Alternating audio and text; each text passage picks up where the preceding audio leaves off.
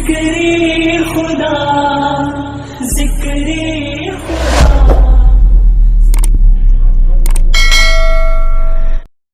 بسم اللہ الرحمن الرحیم. محترم سامعین حضرات، السلام علیکم ورحمۃ اللہ وبرکاتہ.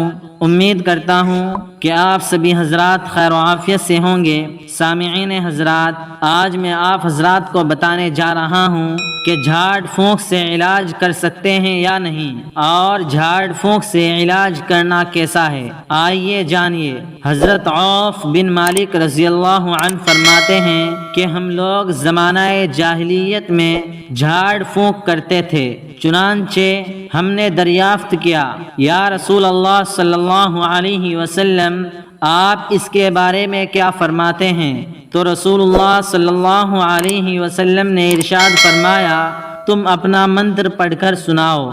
اور فرمایا، جس جھاڑ پھونک میں شرکیہ کلمات نہ ہو اس میں کوئی حرج نہیں.